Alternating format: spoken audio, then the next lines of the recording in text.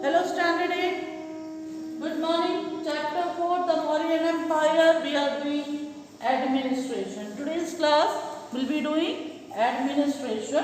Now before we begin with administration, you have to know the advantages. You have to know the advantages of pan-Indian character of his empire. Okay, 4 advantages are there. What are the advantages of pan-Indian character of his empire? First, end of small states. One full big empire now. No small states. Okay. It led to end of small states. Established. It helped in establishing trade link with foreign countries. Second character. Establishing trade link with foreign character.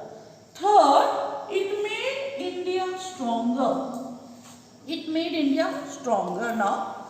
So big empire. And fourth, you have to remember, now you see that the Kalinga, after the Kalinga war, this era of conquest and war came to an end. After the Kalinga war, era of conquest and war came to an end, and it helped the Mauryan king to give more attention on social and economic life of the people. So these are the 4 pan-Indian character. End of small state, establishing trade link with the foreign countries. India became stronger, and it helped Mauryan kings to give more attention on social and economic life of the people. These 4 points you have to remember as a question. Chief characteristics of pan-Indian character.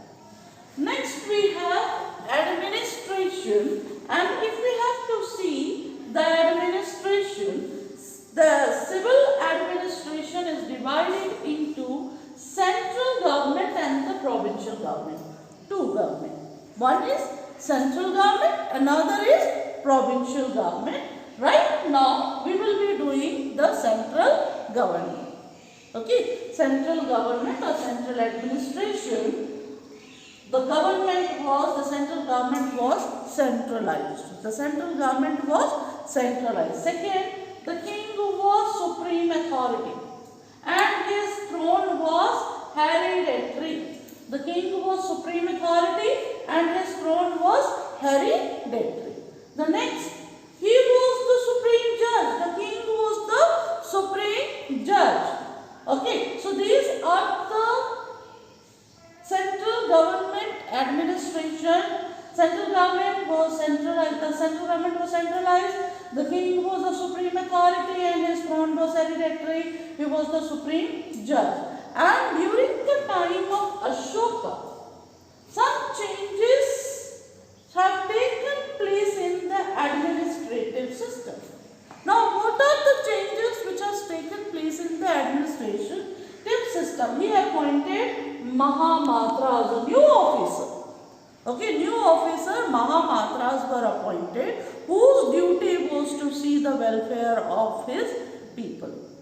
Okay, so this was the change which was taken during the time of central administration. Okay, there are some more names given in the book, that the officers who were in charge of the council of ministers assisted the king, and who were these? Some names are given in the book. You have to learn those names with their work. Okay. The next you have provincial government. Okay. Now provincial government, grandfather, during the time of grandfather. Grandfather means Chandragupta Maurya. During the time of Chandragupta Maurya, there were only 4 provinces. There were only 4 provinces, and which are the provinces? Magadh, Gandhar, Avanti and South province. Only these 4 provinces were there. But after the Kalinga war, Kalinga was added to the Mauryan Empire. So during the time of Ashoka, the administration was divided into 4 provinces were there. Magadh, Gandhar, Avanti, South province and Kalinga. 4 provinces were there, which you have to remember here, and head of the province was called Kumar or Aryaputra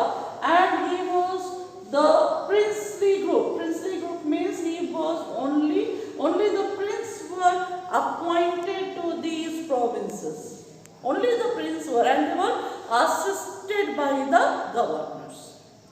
Okay, so today's class you study about the advantages of pan-Indian character, where you studied end of small states, establishing trade link with the foreign countries, then made India stronger, and now the king had taken they have paid more attention on social and economic life of the people. Then civil administration divided into central government and the provincial government. Central government was centralized. The king was the supreme authority. His post was hereditary. Then he was the supreme judge. Ashoka